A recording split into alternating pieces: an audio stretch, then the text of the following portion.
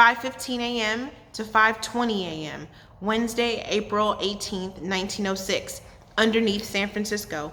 The earthquake makes the ground bounce up and down, twisting it back and forth like an old towel. Horses bolt into the street from firehouses. On Mission Street, cattle are being herded from the dock to the slaughter yard. They stampede in terror. They trample and gore a man.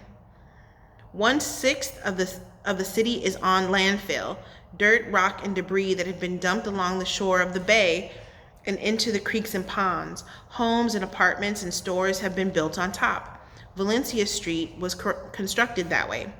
The earthquake tosses water from deep underground and mixes it with the landfill. The ground stops being solid then. It is called liquefaction. The soil becomes like quicksand and sucks entire houses down. That happens on Valencia Street. Even on more solid ground, buildings collapse like a house of cards. Thousands of people are trapped all over the city. 5:20, Wednesday, April 18th, 1906, Chen and Ah Sing's tenement in Chinatown. Chen cannot see. He cannot move. He can barely breathe. In the darkness, he hears his father cough. "Are you all right, Chen?" His father is holding him tight. Chen tries to answer, but dust fills his mouth and throat. He simply nods. His father can't see him. Chen squeezes his arm.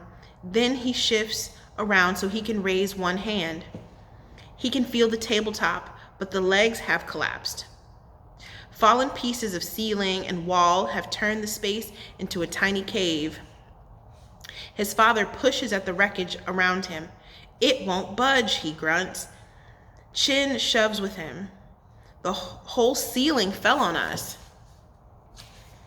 His father hadn't pulled him under the table. He would have been crushed, but now they are buried alive. Overhead, they hear footsteps. "The earth dragon's mad," a man screeches in fear. "Here," cries Ah Sing. "Help us," Chen yells too. From nearby, someone hollers, "Fire!" The footsteps run away. Chen and his father shout out until they're hoarse. No one hears them though. Trapped under the rubble, they will be buried alive. "We'll have to rescue ourselves," his father says. Try to find a loose section." They squirm and wiggle. There is a big slab of plaster near Chen's head. He gropes with his hands until he feels the plaster. Powdery chunks crumble into his hands. He hears his father digging. Chen claws at the broken boards and plaster. Dust chokes their nose and throats. Still they scramble away like wild animals.